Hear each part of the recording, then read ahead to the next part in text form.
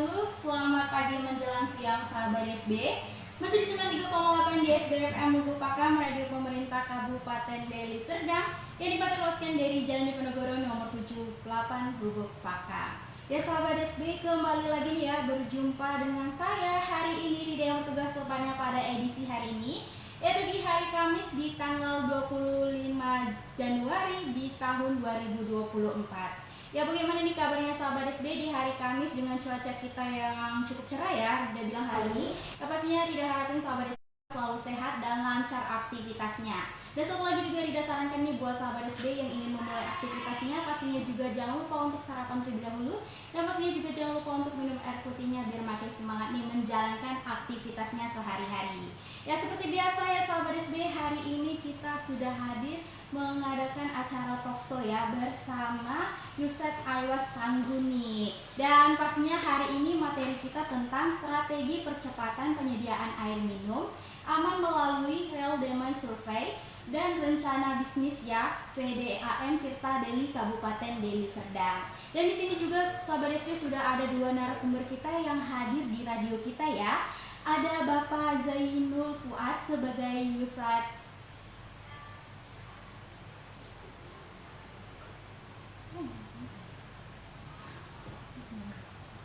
Baik, Rida lanjuti lagi ya sahabat DSB. Dan di sini juga sudah ada dua narasumber kita yang hadir di radio DSB. Ada Bapak Zainul Fuad sebagai Ustadz Aiwas Tangguh, spesialis Ustadz Aiwas Tangguh Ensero ya.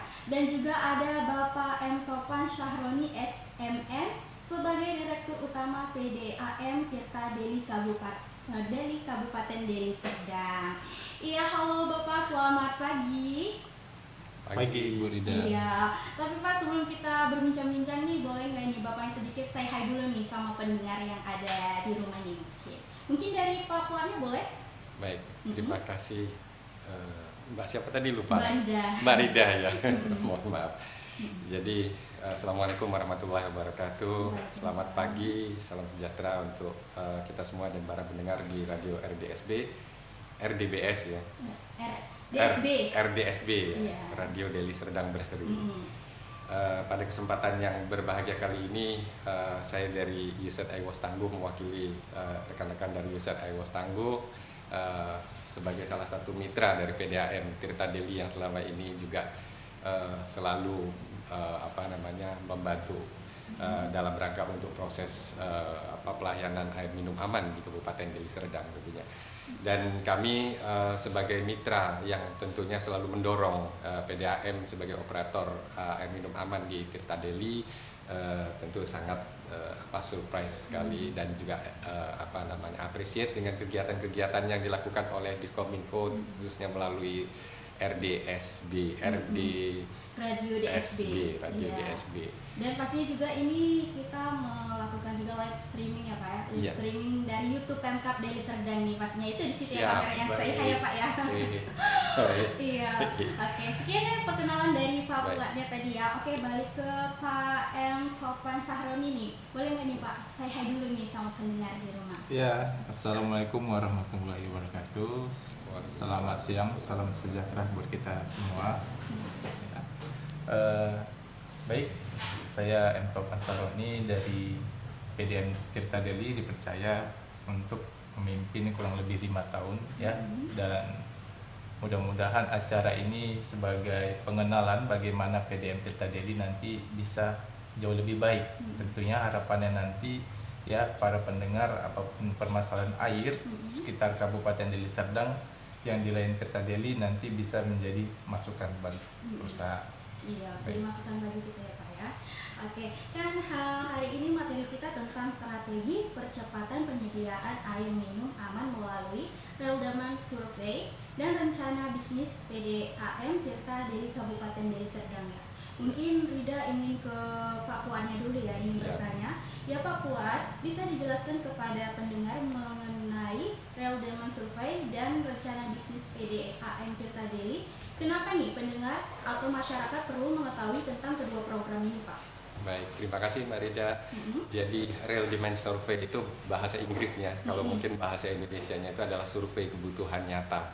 Jadi melalui survei kebutuhan nyata atau RDS ini kita harapkan PDAM nantinya dapat mengetahui sebetulnya calon-calon pelanggannya yang ada di Kabupaten Deli Serdang ini yang menjadi target marketnya itu seperti apa. Jadi ya, dengan melalui program Real-Demand Survey ini maka nanti kita harapkan Deli Serdang dapat mengetahui potensi pasarnya, kemudian calon pelanggannya juga seperti apa, kemudian profil latar belakangnya dari calon pelanggan itu seperti apa, sosial ekonomi bangunan yang disurvei, karena kita kan juga harus mengetahui kalau di dalam sebuah bisnis ya, langkah utama yang harus dilakukan itu adalah mengetahui seperti apa target marketnya. Dengan mengetahui target marketnya itu maka nanti perusahaan dapat menciptakan strategi yang paling tepat sesuai dengan apa yang diharapkan oleh target market itu. Nah kemudian di samping itu kita juga tentu harus mengetahui sebagai sebuah perusahaan ya, entitas perusahaan, tentu harus mengetahui daya beli masyarakat di Kabupaten Deli Serdang terhadap kebutuhan air minum ini seperti apa, sehingga dengan mengetahui kebutuhan daya beli masyarakat itu maka Tirta Deli, PDAM Tirta Deli dapat dan juga Pemkab Deli Serdang dapat menetapkan tarif yang tentunya yang optimal nantinya, yang di satu sisi juga tidak merugikan PDAM karena harus menutupi cost recovery-nya, dan juga di satu sisi tidak memberatkan masyarakat. Nah ini juga yang penting dilakukan. Saling menguntungkan gitu. Saling menguntungkan itu dari satu sisi RDS tadi. Dan how about bagaimana halnya dengan RENBIS atau rencana bisnis. Nah rencana bisnis ini adalah merupakan rencana besarnya atau master plan-nya dari PDAM Tirta Deli, kalau sebagaimana dikatakan Pak Topan tadi dalam kurun waktu 5 tahun. Nah, rencana bisnis inilah yang akan menentukan ke arah mana nanti PDAM Tirta Deli ini harus melangkah. Sekaligus rencana bisnisnya ini adalah merupakan komitmen kinerja dari Pak Topan sebagai direktur sekaligus juga jajarannya terhadap pemerintah Kabupaten Deli Serdang. Nah di dalam rencana bisnis ini apa saja sih isinya? Nah rencana bisnis ini pertama mengungkapkan tentang kondisi internal di PDAM Tirta Deli itu seperti apa. Jadi di dalam kondisi internal itu baik itu kondisi SDM-nya seperti apa, asetnya seperti apa. Aset ini ada dua, ada aset yang diproduksi, yang di IPA, WTP, dan ada aset yang dijaringan atau transmisi dan distribusi. Dan juga ada aset lain di luar infrastruktur air minum, misalkan contohnya gedung dan lain sebagainya, perkantoran. Nah kemudian juga bagaimana kondisi keuangannya PDAM itu juga harus diperhatikan terkait dengan asetnya tadi, kembali lagi neracanya, kemudian laporan rugi lapanya seperti apa, cash flow-nya bagaimana, sehingga dengan mengetahui kondisi-kondisi internal ini kedepannya nanti PDAM Tirta Deli dapat menciptakan sebuah strategi yang match dengan tentu dengan kondisi eksternalnya juga. Nah kondisi eksternalnya itu apa? Salah satunya adalah kebijakan yang berlaku di Kabupaten Deli Serdang di sektor air minum. Kemudian kondisi ekonomi masyarakat juga sangat berpengaruh, kondisi sosial masyarakat, pola penggunaan air minum sebagaimana yang tadi telah dianalisis di dalam RDS. Nah kemudian berdasarkan analisis strategi ini, kalau bahasa ilmiahnya namanya SWOT, analisis SWOT. Itu kemudian PDAM Tirta Deli melakukan proyeksi ke depannya. Kira-kira kebutuhan air minum masyarakat di Kabupaten Deli Serdang yang nanti yang akan dipenuhi oleh PDAM Tirta Deli ini berapa liter per detik kah? Atau berapa kubikasinya kah? Nah, itu yang nanti akan ditetapkan di dalam program-program PDAM Tirta Deli selama kurun waktu 5 tahun yang nanti dibagi setiap tahunnya, mulai dari tahun 2024 sampai dengan tahun 2028. Jadi seperti itu Mbak Rida. Selama 5 tahun ke depan. Nah kemudian pertanyaan pentingnya Mbak Rida, kenapa masyarakat harus tahu? Nah, jadi kan sekarang era keterbukaan ini Mbak Rida, apapun yang dilakukan oleh institusi pemerintah, apalagi BUMD, ini kan milik masyarakat, milik rakyat, kembali lagi kepada rakyat. Jadi rakyat harus tahu seperti apa sebetulnya sih kerjanya PDAM Tirta Deli ini dalam melayani kebutuhan masyarakat gitu. Karena air minum ini adalah kebutuhan dasar kan, yang merupakan salah satu SPM juga di Kabupaten Deli Serdang. Jadi masyarakat perlu ikut terlibat dan berpartisipasi. Kalau bisa masyarakat ikut memberikan kontribusi di dalam RDS itu, karena nanti RDS itu juga audiensnya atau respondennya juga adalah masyarakat yang belum menjadi pelanggan PDAM Tirta Daily. Kalau yang sudah menjadi pelanggan namanya SKP, survei kepuasan pelanggan. Oke. Terima kasih. Kurang lebih seperti itu ya penjelasan. Iya, tadi, betul. Pak, ya. Oke, Rida mungkin ingin bertanya ke Pak-Papanya ya. Kalau dari PDAM Tirta Daily sendiri, bisa dijelaskan Pak, mengapa RDS ini sangat penting bagi PDAM dalam melaksanakan tugas pokok dan fungsinya sebagai operator penyedia jasa air minum bagi masyarakat di wilayah Kabupaten Deli Serdang? Ya, baik. Persilakan. Ya, Mbak Rida, tadi luar biasa penjelasan dari Pak Fuad ya, itu udah semua detail sekali ya penjelasannya ya. Jadi tentu RDS itu adalah kunci utama bagaimana awal atau proyek pembangunan SPAM itu bisa dibangun ya.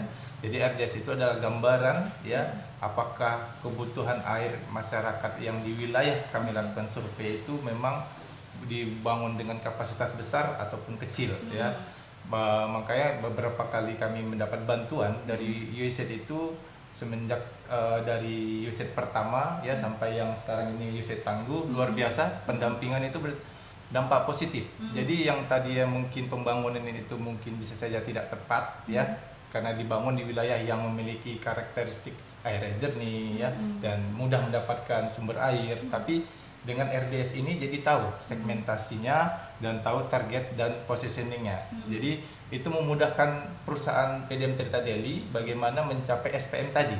Tentunya dibangun bangunan infrastruktur atau pengolahan air dengan kapasitas 50 liter atau 100 liter kan harapannya dalam waktu 2 atau 5 tahun kan bisa terserap nih. Jadi dengan adanya RDS ini kami sudah mendapatkan data-data mana pelanggan yang akan bisa kami langsung sambung. Dan dengan RDS ini juga tentunya akan menjadi tolak ukur ya tarif yang nanti bisa disampaikan ke masyarakat. Karena permasalahannya sekarang ini di PDAM atau Perumdam ya, sekarang kebanyakan sudah berubah dari PDAM menjadi Perumdam ya. Itu tantangan terbesarnya sebenarnya adalah di tarif ya. Di tarifnya Pak? Iya, tarif air minum ya. Beberapa perusahaan kemungkinan dia bisa full cost recovery dan ada beberapa perusahaan dia yang di bawah itu. Kenapa? Ya tentunya faktor pendukung untuk tarif ini kan banyak Pak, Bu ya. Itu dari biaya listrik, ya biaya pegawai, terus biaya bahan kimia, ya kemudian pemeliharaan. Jadi banyak faktor-faktor pembentuknya. Jadi jika perusahaan tadi harga jual yang dijual ke masyarakat itu lebih rendah daripada harga pokok produksinya, ya atau harga produksinya, tentunya perusahaan itu tidak akan sehat ya.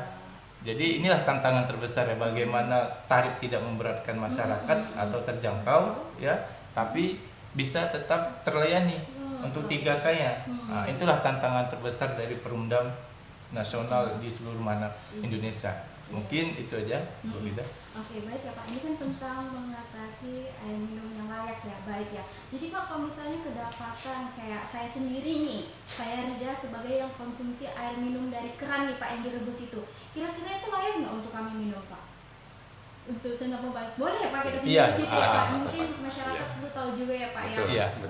Jadi pada dasarnya ya pembangunan itu kita juga mesti tahu ya, untuk pengolahan air itu kan ada yang sudah dibangun usia teknisnya 30 tahun ya.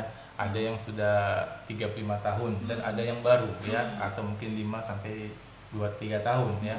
Jadi faktor utamanya setiap air yang didistribusikan itu sudah sesuai dengan Permenkes nomor 2 tahun 2023. Tapi alangkah baiknya tetap mesti dimasak kembali. Iya, dimasak ya. kembali. Karena apa? Tantangan terbesarnya adalah pada jalur distribusi pipa pengantar air itu kebanyakan kan yang sudah melewati usia teknis itu banyak itu endapan atau plok yang ada di pinggiran pipa.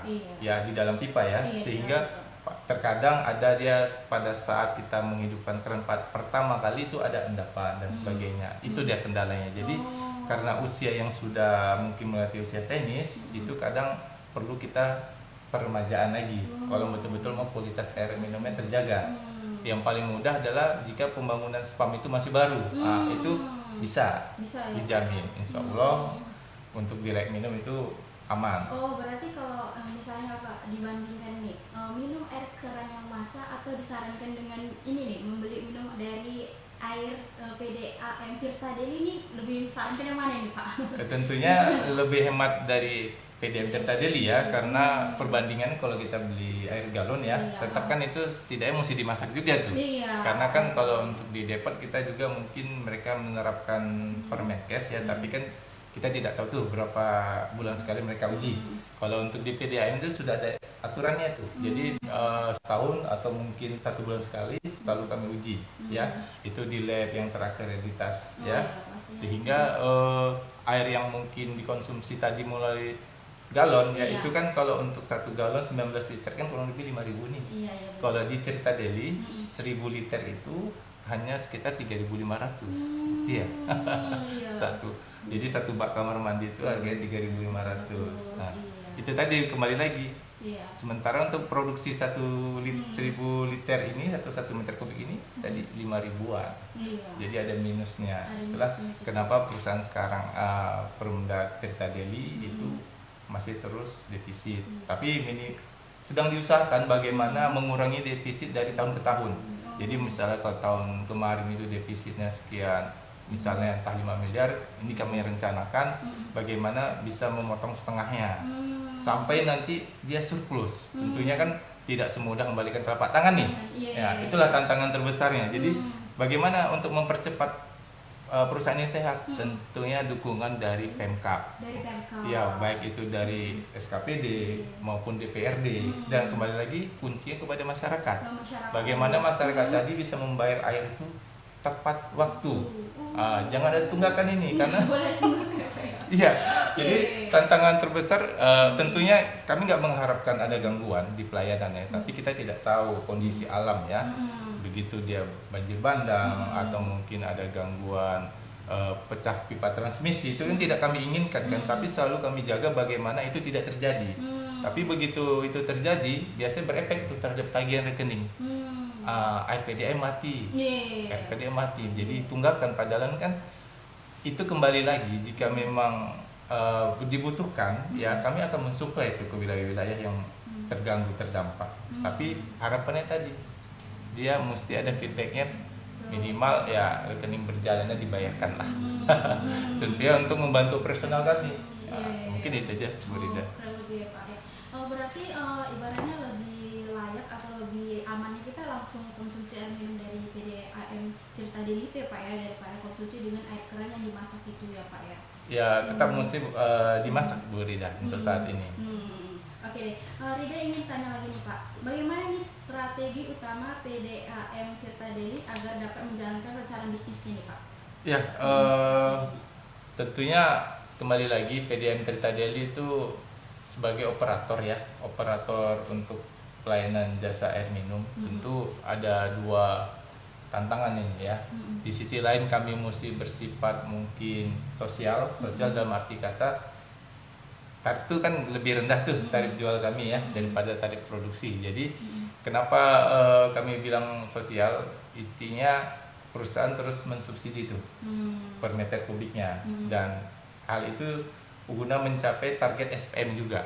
Bisa saja kami menjual air itu ke industri karena lebih menguntungkan nih kalau ke industri. Tapi sayangnya tidak tercapai nih SPM-nya. Bayangkan kalau untuk industri mereka bisa bayar 6.000 sampai 7.000 per meter kubik. Jadi ada keuntungan tuh 3.000. Bayangkan kalau konsumsi mereka itu sampai 300 liter per detik ya, atau mungkin kita bilanglah dia butuh minimal 3 liter per detik ya, berapa cuan yang dihasilkan itu bagi perusahaan. Tapi untuk mengejar target SPM tadi, kami lebih banyak dominan saat ini pelanggannya 96% itu rumah tangga. Jadi rencana bisnis ke depannya itu tentu benar-benar kami mesti pastikan ini ya, dari segi SPM-nya itu tercapai, tapi dari segi bisnisnya minimal bisa menutupi kerugian tidak terlalu besar. Makanya nanti akan dilakukan mungkin target-target misalnya punya pengolahan itu diimbangi dengan pelanggan industri. Jadi jika SPM yang sudah terdapat, sisa dari idle spam tadi bisa kami jual ke industri. Sekarang mindsetnya sudah sedikit kami ubah ya. bagaimana SPM dapat, tapi dari segi bisnis pelanggan industri mesti kami raih juga nih. Iya, Mungkin duanya dapat gitu Iya. ya. Oke, baik. Oke deh, kalau untuk pokoknya bisa nggak dijelaskan bagaimana nih proses pelaksanaan PDS ini? Oke, baik. Prosesnya. Terima kasih Mbak Rida. Tadi sepintas juga sudah dijelaskan di awal dan juga Pak Topan juga sudah menyinggung. Jadi RDS ini dilakukan melalui proses penetapan target marketnya kita. Jadi kalau kita punya penduduk di Kabupaten Deli Serdang ini kurang lebih 1.800.000 ya, 1.800.000. Nah, dari 1.800.000 itu kita bagi, Mbak Rida. Jadi mana yang sudah merupakan pelanggan air minum, baik itu yang pelanggan air minum PDAM maupun pelanggan air minum non PDAM. Karena ada juga program-program PAMSIMAS di Kabupaten Deli Serdang ini yang diasuh di bawah CKTR. Nah, kemudian ada juga program pelayanan-pelayanan oleh operator swasta, walaupun jumlahnya tidak banyak gitu. Nah, dari sisanya ini maka kita petakanlah ini calon-calon pelanggan air minum. Kemudian kita bagi klasternya itu berdasarkan kecamatan dan desa atau kelurahan yang ada di Kabupaten Deli Serdang. Nah, kemudian berdasarkan jumlah masing-masing populasi di desa tersebut, kita ambil sampling dengan menggunakan metode Slovin namanya. Dengan menggunakan metode Slovin ini kita dapat menentukan berapa sih jumlah sampling yang ideal di masing-masing klaster itu. Nah, setelah kita menetapkan itu, baru kita melakukan survei RDS itu sendiri secara acak tentunya, sampelnya kita ambil dan kemudian kita melakukan tanya jawab terkait dengan persoalan-persoalan pertama terkait dengan identitas respondennya seperti apa, kemudian identitas bangunannya itu seperti apa yang akan dilayani oleh PDAM Tirta Deli, kemudian terkait daya belinya juga seperti apa yang tidak kalah penting. Terus kemudian yang terakhir adalah kemauan dan kemampuan mereka untuk menyambung air minum gitu. Karena kalau mereka nggak mau atau tidak punya minat untuk menyambung air minum, ya percuma juga gitu kan. Nah, kata kuncinya di situ. Nah, dari situlah kita bisa mengetahui nanti potensi pasarnya PDAM Tirta Deli itu seperti apa. Di samping itu kita juga perlu mengoverlay dengan jaringan existing yang sudah ada seperti dikatakan oleh Pak Topan tadi, jaringan transmisi distribusi kita itu banyak yang lama dan juga ada yang baru-baru yang nanti akan ekspansi tentunya. Nah, dari situ kita dapat mengetahui sebetulnya jangkauan terjauhnya pelayanan air minum Tirta Deli ini sampai di kelurahan mana, di desa mana. Kalau kelurahan di Lubuk Pakam sudah terlayani semua. Desa mana, misalkan yang jauh, misalnya seperti di Biru atau di mana.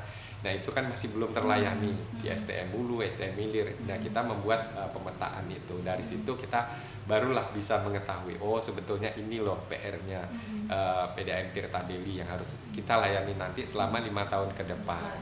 Gitu kurang lebih. Lebih juga sering-sering sosialisasi juga ya Pak ya kepada masyarakat tentang pentingnya PDAM Tirta Deli ini air minum konsumsi layak itu ya Pak ya. Karena kan juga biasanya pemikiran masyarakat itu masih sedikit kurang paham tentang air bersih ya Pak ya, kayak misalnya kayak air minum keran aja di masa itu kayaknya sudah layak, atau juga beli-beli air di Depot itu juga kayak rasa minum itu udah layak gitu ya Pak ya. Betul. Berarti itu penting juga untuk mengisi pengetahuan dari masyarakat itu ya Pak ya, pentingnya tentang air layak minum itu ya Pak ya. Betul, mungkin tambahan sedikit Mbak Ida terkait dengan definisi air minum layak dan aman ya Pak Topan. Jadi mungkin agak sedikit berbeda begitu. Ada ketentuan-ketentuan terakhir kalau disebutkan oleh Pak Topan tadi Permenkes nomor 2 tahun 2023 itu standarnya air minum aman. Tetapi untuk air minum aman ini bukan berarti bisa langsung diminum. Kalau yang bisa langsung diminum itu namanya zona air minum prima.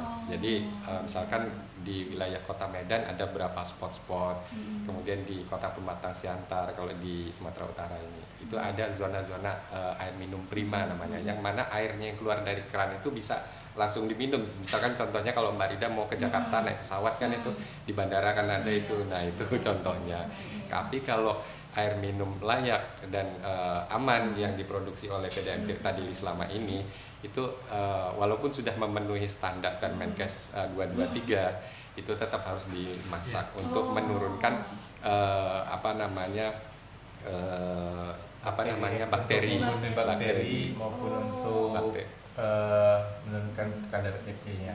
Jadi terkadang kalau memang kita membuat pilot project untuk zona aman tadi, air minum siap wilayah yang siap minum lah kita bilang ya. langsung minum gitu kan. Itu tentu kosnya lebih besar, Oh, tarifnya juga lebih besar. Besar lagi ya. Iya. Kita langsung minum ya Pak ya. Iya, jadi semuanya kembali lagi ya, investasinya besar, tentunya untuk pemeliharaannya juga besar yang berakibat tarif juga naik besar lagi, lebih Pak, besar ya, lagi. Iya. ya. Sesuai kualitas juga lah ya. Iya, Pak, ya. pasti. saat ini saja di Medan saja hanya beberapa spot ya, dan Mhm. itu biasanya letaknya itu di perumahan-perumahan yang mungkin sedikit elit ya. Itu. Tapi kalau untuk yang wilayah-wilayah, sama ada catatan untuk yang dekat sumber mata air, nah itu juga bisa. Yang seperti di Brastagi ya itu Pak, bisa. sana. Dekat Ya. pegunungan ya Pak ya. Iya, itu bisa. Pasti bakalan layak untuk minum ya Pak. Langsung konsumsi pun juga kayaknya nggak apa-apa ya. Iya. Kalau di dekat daerah-daerah sana ya, Iya. daerah tertentu. Iya. Oke deh. Rida ingin nanya lagi nih, bagaimana nih masyarakat dapat mengakses informasi terkait dengan program PDS dan Rebis ini Pak? Mungkin ke Pak Topan nih. Ya, untuk kedepannya kami akan meningkatkan pelayanan ya. Jadi rencananya akan mengaktifkan website ya. Jadi di website itu akan tertera rencana bisnis untuk 5 tahun ke depan. Akan kegiatan-kegiatan PDM akan dituangkan di situ. Begitu juga dengan RDS yang akan dilakukan, SKP akan dilaksanakan. Jadi jadwalnya sudah ada nih. Di setiap pelayatan atau kecamatan akan kita cantumkan di website. Dan tentunya juga harapan kami kedepannya nanti bisa terintegrasi nih sama spam lapor maupun nanti sama dinas kominfo, bisa berkolaborasi mensosialisasikan nih kepada masyarakat bahwa PDM Tirta Daily punya rencana untuk pembangunan spam ya, pengolahan air di wilayah ini. Jadi memudahkan kami tuh untuk bisa berkolaborasi atau mungkin bisa berhubungan dengan pemerintah desa atau kecamatan. Dan untuk pengaduan juga saat ini hanya melalui WhatsApp ya. Itu bisa menghubungi ke nomor 081269746240. Nah, jadi itu adalah layanan pengaduan pelanggan ya, bisa langsung nanti direspon ya. Tapi kedepannya tadi akan lebih mudah melalui nanti aplikasi pengaduan pelanggan. Lagi ini ya Pak ya, lagi. Ya, sekarang ini lagi di progres, lagi dijalankan apa-apa saja nanti yang mau diperbaiki, ini lagi tahap pengembangan. Mudah-mudahan nanti target di bulan 3 atau bulan 2 paling cepat itu sudah running. Kira-kira Pak di daerah mana nih yang sudah banyak yang menggunakan PDM air PDM Ya, ini, Pak? jadi hampir 60% itu adalah Kecamatan Lubuk Pakam, Kecamatan Bupakam. ya, kemudian Pagamerbau dan Beringin. Ya, itu yang sudah banyak ya pelanggannya, diikuti Tanjung Morawa posisi kedua. Posisi ketiga itu di Kecamatan Amparan Perak ya, itu juga lumayan banyak, baru ke Kecamatan Bangun Purba. Sedangkan yang sisanya ya itu pelanggannya sekitar di 600 sampai 1000-an kakak. Oke, harus seperti itu ya. Oke deh, Pak Topan, mengapa penting dukungan IWAS dalam program PDS dan Rebis ini bagi PDAM Tirta Daily ini Pak? Iya, jadi ya tentu dukungan EWAS sangat kami harapkan ya. Jadi EWAS ini sudah cukup lama membantu Tirta Daily, mungkin ini tahun yang ke-6 atau ke-7 ya. Oh, yang dari Iya, sebelumnya. dari sebelumnya ya. Iya. Jadi banyak perubahan yang kami rasakan ya. Jadi ada di situ transfer knowledge ya, yang mungkinnya tadi kami kurang memahami, sekarang jadi lebih memahami ya. Di situ juga kami banyak berbagi pengalaman ya, karena EWAS kan pengalaman terkait untuk pengembangan infrastruktur air bersih, sanitasi itu luar biasa ya. Jadi kami tinggal ngadopsi nih dari mereka. Dan mereka juga membantu tuh bagaimana tadi capacity building SDM di Tirta Daily itu semakin berkembang. Jadi berkat selain dari pelatihan yang kami jalankan, dari ada namanya Perpamsi, begitu juga dari dukungan EWOS. Jadi EWOS ini luar biasa nih sumbangsinya untuk PDAM Tirta Daily. Walaupun step-step belum dapat pelayanan yang optimal, belum memberikan pelayanan optimal, tapi step demi step sudah kami lalui dan kami berusaha untuk menjadi lebih baik. Dukungannya tadi dari mana? Dari Pemkab, DPRD, masyarakat, dan tadi USAID juga membantu kami. Iya. Oke deh, untuk Pak Fuadnya nih, bentuk pendampingan Wisat IWAS Tangguh kepada mitra-mitra pendampingannya terkait dengan program PDS dan Rebis itu seperti apa nih Pak? Dan selain kedua program tersebut, apakah ada program yang lain? Tolong dijelaskan, Pak. Baik, terima kasih Mbak Ida. Jadi khusus untuk yang RDS dan Renbis ini sebetulnya ada satu lagi SKP namanya tadi yang saya sampaikan. Itu adalah program rutin yang memang wajib dilaksanakan oleh setiap PDAM sesuai dengan ketentuan Permendagri dan Permenpan. Jadi kalau untuk Renbis itu memang menjadi sebuah dasar bagi PDAM Tirta Deli tentunya untuk menyusun rencana kerja anggarannya yang bersifat tahunan, sehingga rencana kerja anggaran tahunan ini dapat terarah begitu selama 5 tahun ke depan. Ini dibungkuslah dalam bentuk dokumen rencana bisnis ini namanya. Nah, adapun untuk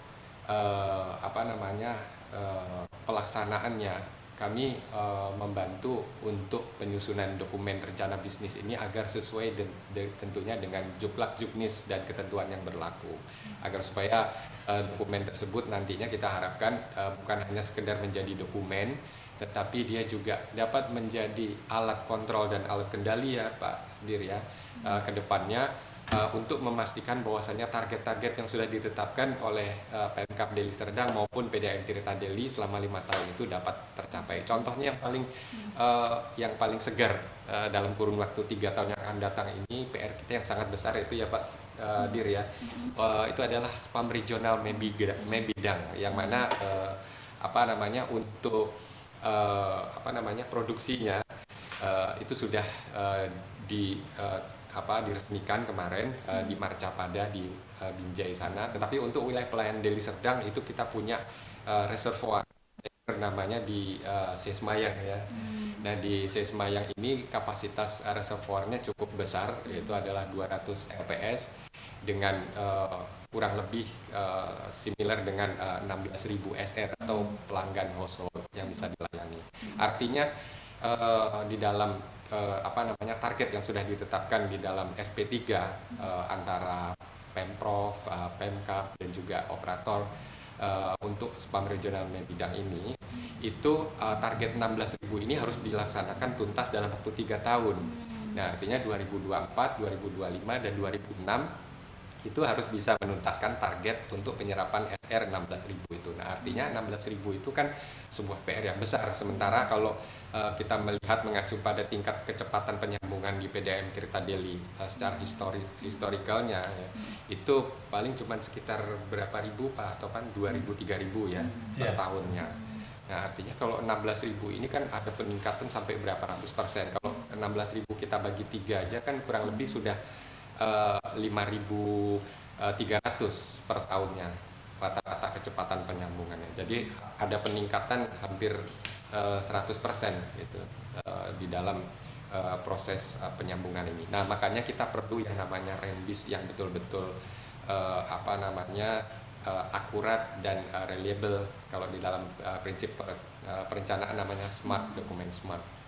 Nah, kemudian di samping itu RDS juga kita juga harus lakukan karena tujuannya itu tadi memastikan bahwasanya target market kita ini nanti untuk mencapai target yang 16.000 itu betul-betul tepat sasaran dan tidak bermasalah nanti di kemudian harinya. Misalkan tunggakannya nanti melonjak, terus kemudian misalkan terjadi NRW yang tinggi, tentu ini hal yang tidak kita inginkan karena NRW ini nanti merupakan salah satu penyakit terbesar yang harus ditekan utamanya di PDAM Tirta Deli, karena dengan NRW yang tinggi maka cost-nya akan tinggi, produktivitasnya jatuh, kemudian FCR-nya juga akan anjlok. Nah, maka ini hal-hal seperti ini nanti kita hindari. Kemudian juga di samping itu melalui satu lagi yang mengenai masalah SKP, kita juga harus pastikan bahwasanya pelanggan-pelanggan yang sudah ada ini jangan sampai nanti dia putus gitu kan, atau misalkan tunggakannya tinggi gitu, karena kalau tunggakannya tinggi otomatis cash flow-nya PDAM kan akan terganggu. Nah, maka melalui kegiatan-kegiatan sosialisasi secara rutin atau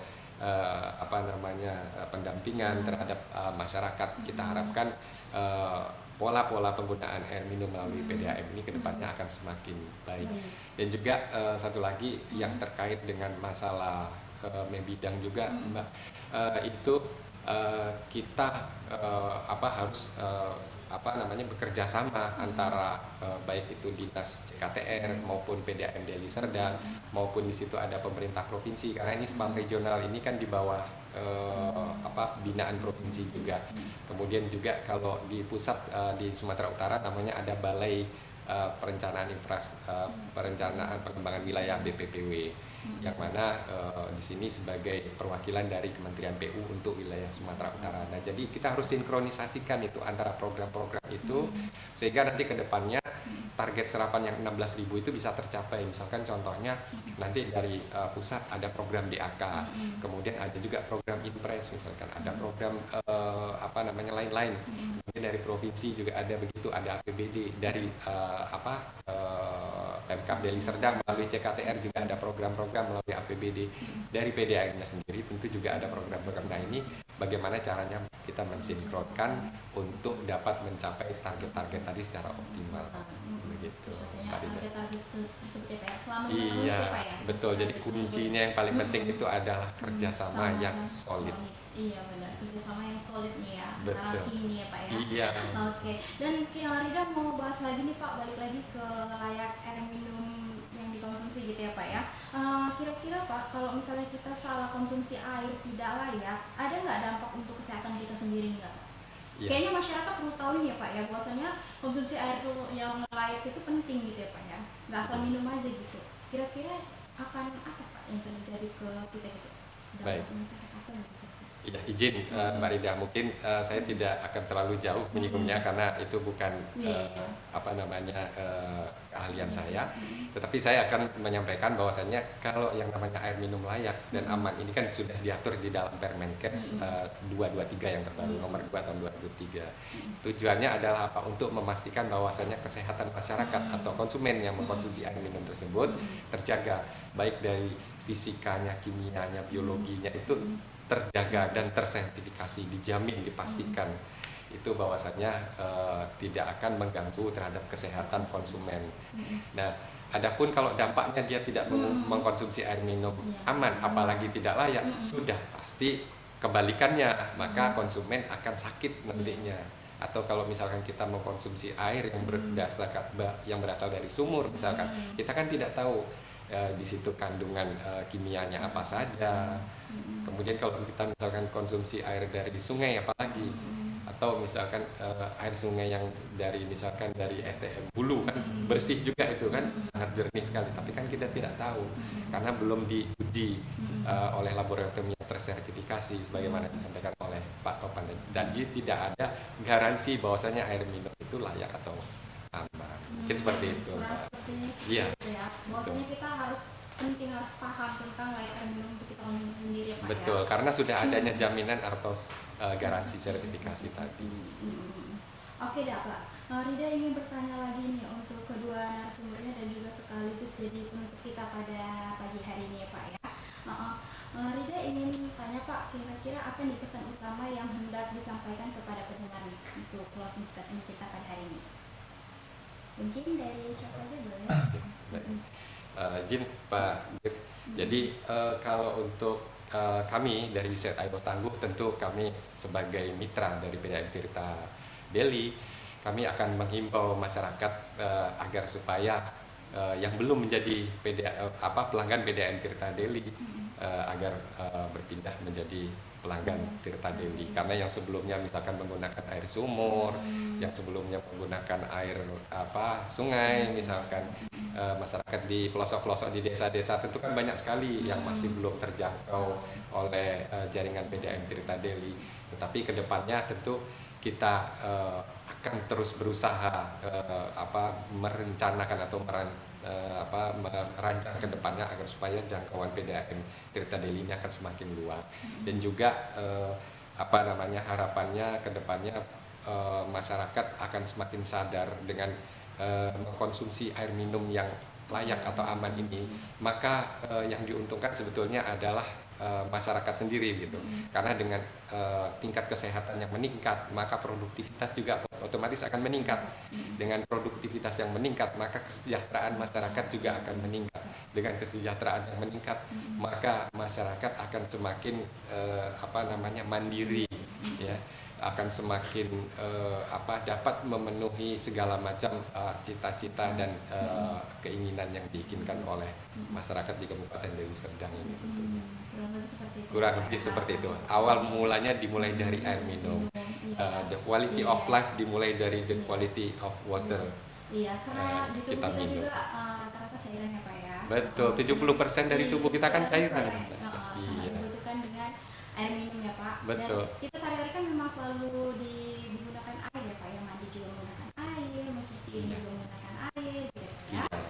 Di samping itu juga mungkin tadi saya ulangi lagi. Jadi kedepannya untuk mencapai target-target yang sudah ditetapkan ini, kita sangat penting sekali kerjasama, kolaborasi antar pihak, mulai dari pusat, mulai dari provinsi, sampai ke kabupaten, sampai ke operatornya PDAM Tirta Deli, bahkan komponen-komponen masyarakat pun juga turut berpartisipasi. Misalkan contohnya ada operator-operator swasta, terus kemudian di Pamsimas, itu kan mereka juga pahlawan-pahlawan kecil di bidang air minum yang KSM itu, walaupun debitnya tidak banyak ya, kecil ya. Kemudian yang di masyarakat pedesaan yang ada hidran umum dan sebagainya, yang di programnya dulu zaman dulu masih Satker Cipta Karya namanya. Jadi semua ini kita harapkan bisa berkolaborasi kerjasama ya dalam rangka untuk mencapai target yang cukup berat ini. Sampai 5 tahun yang akan mendatang ya Pak. Iya betul, bahkan yang jangka pendeknya 3 tahun ini Mbak Lida, 2024, 2025, 2026. Gitu. Semoga tercapai dengan target-target tersebut ya Pak. Program-program itu terlancarkan ya Pak ya. Amin, sama. Oke deh, kalau untuk Pak Topannya kira-kira closingnya apa nih yang pesan yang ingin disampaikan untuk pendengar? Iya, pastinya tetap menggunakan air minum aman ya. Baik, dan lebih bagus jika menggunakan langsung dari air PDAM ya, Tirta Deli, karena tentunya penggunaan air yang bersumber dari PDAM Tirta Deli sudah sesuai Permenkes nomor 2 tahun 2023, dan dampak positifnya tentu akan membantu bagaimana perusahaan ini bisa berkembang ya, dan bisa tetap sehat, sehingga untuk kontinuitas atau 3K-nya itu tetap terjaga. Dan jangan lupa kepada para pendengar untuk membayar rekening bulanannya tepat waktu, karena apa yang dibayar itu gunanya untuk membantu operasional. Sanitasi aman dengan tangki septik dan penampungan kedap ya, dan juga mempraktikkan cuci tangan pakai sabun, terutama di 6 waktu penting seperti sebelum masak dan menyiapkan makanan, dan pastinya sebelum makan atau menyuapi bayi dan balita, dan pastinya juga sebelum memegang balita atau menyusui bayi, dan pastinya juga sesudah memegang binatang, setelah mencelupi bayi dan balita, dan juga setelah buang air besar dan buang air kecil, melakukan penyedotan kaki septik, dan pastinya penampungan kedap rutin minimal 3 atau 5 tahun sekali, dan juga mengelola air minum aman di rumah tangga seperti pengolahan, kewadahan, dan penyimpanan dengan tepat, seperti misalnya menyimpan air di wadah yang tertutup dan menjaga kebersihan wadah penyimpanan air. Dan lagi menjaga kebersihan rumah dan kamar mandi ya sahabat SB, itu juga penting, dan tidak mencemari sumber air minum dengan memiliki sarana sanitasi aman, dan juga melakukan perilaku hemat air dan memanfaatkan lahan kosong di daerah rumah sebagai sumur serapan. Dan satu lagi juga Rida ingin mengimbau jaga sumber air kita ya sahabat SB, seperti mengelola kawasan konservasi dan juga melakukan rehabilitasi lahan dan hutan atau seperti penanaman pohon, dan juga meningkatkan resapan air dengan sumur resapan dan embun ya. Dan satu lagi juga memiliki sarana sanitasi aman, dan juga menghentikan penggunaan air tanah dengan tersambung pada layanan PDAM, dan pastinya juga melakukan recycle atau refill dengan memanfaatkan air yang sudah terpakai. Dan satu lagi juga Rida ingin mengajak sahabat SB, ayo berlangganan air minum di PDAM Tirta Deli Kabupaten Deli Serdang. Dan tadi juga sudah dikasih tahu ya Pak ya, kalau misalnya ingin mau konsumsi atau berlangganan juga tadi sudah dikasih tahu ya Pak, dari website juga bisa ya Pak ya? Ya. Website, dan pastinya juga di nomor WA. Kalau boleh tahu, boleh diulang lagi Pak, nomor WA-nya berapa? Ya, 0812 69 74 62 40. Sekali lagi ya, mungkin biar Rida ulang biar mana tahu sahabat SB di rumah lagi ingin mencatat ya Pak ya. Buat sahabat SB yang yang ingin berlangganan air minum di PDAM Tirta Deli Kabupaten Deli Serdang bisa langsung calling di WA kita ya di nomor 0812 6974 6240. Oke, sekian ya hari ini closing statement kita pada hari ini talkshow bersama Dinas iOS ya, user iOS Tangguh. Ya, terima kasih juga buat Pak Topannya, buat Pak Kuatnya yang sudah hadir di Radio DSB, dan terima kasih juga atas materi-materi yang sudah disampaikan ya Pak ya. Semoga ini menjadi pemahaman kita untuk masyarakat yang akan mendatang, dan pastinya kita terapkan ya sahabat DSB, jangan didengar aja dan pastinya harus diterapkan ya Pak ya, dan harus dilakukan ya kan. Oke deh. Oke, langsung aja Rida tutup. Terima salam dari Rida. Assalamualaikum.